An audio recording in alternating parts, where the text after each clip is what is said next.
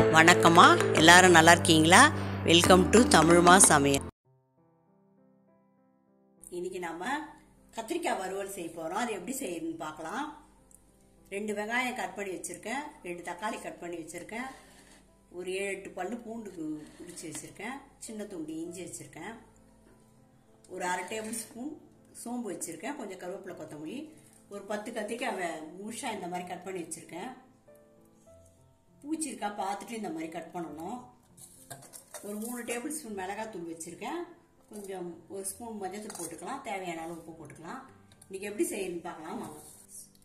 இஞ்சியும் பூண்டையும் சோம்பையும் 3த்தையும் நசுக்கிடணும். ஒன்று மிக்சியில் கூட அரைச்சிக்கலாம், இல்லை சின்ன உரலில் போட்டு கூட இடிச்சுக்கலாம். ஸ்டவ் ஆன் பண்ணி கடாயை வச்சுக்கலாம்.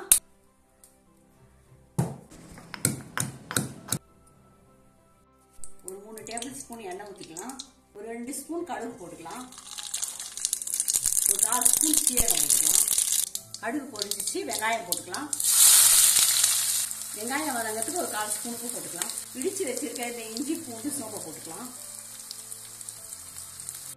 வெங்காயம் வதங்கிடுச்சு, தக்காளி போட்டுக்கலாம். கருவேப்பிலை கொத்தமல்லி போட்டுக்கலாம். தக்காளி வதங்கிடுச்சு, கத்திரிக்காவை போட்டுக்கலாம். இப்போ கத்திரிக்காய் நல்லா வதங்கணும்னா மிளகாய் கத்திரிக்காய் வறுவல் சாம்பார் சாதம், ரசம் சாதம் எல்லாத்துக்கும் ரொம்ப நல்லாயிருக்கும். கத்திரிக்காய் சாப்பிட்றதுனால உடம்புக்கு ரொம்ப நல்லது.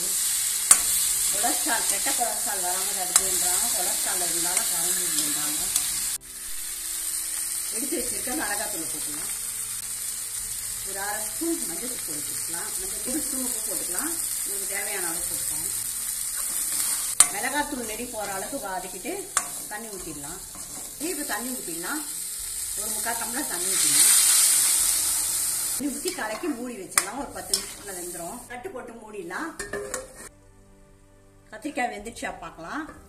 தட்டு திறந்து பார்க்கலாம். வெந்துச்சு கத்திரிக்காய். இப்படி அமுக்கினா கொஞ்சம் குழம்புன்னு ஆகணும். இந்த மாதிரி ஆயிடுச்சுன்னா வெந்துச்சுன்னு அர்த்தம். இப்போ கொத்தமல்லி தூவி ஸ்டவ் ஆஃப் பண்ணிடலாம். அருமையான கத்திரிக்காய் ரெடி. நீங்களும் அதே மாதிரி வீட்டில் செஞ்சு பாருங்கள். இந்த வீடியோ பிடிச்சிருந்தா நம்ம சேனலுக்கு சப்ஸ்கிரைப் பண்ணி சப்போர்ட் பண்ணுங்கம்மா. நன்றி, வணக்கம்.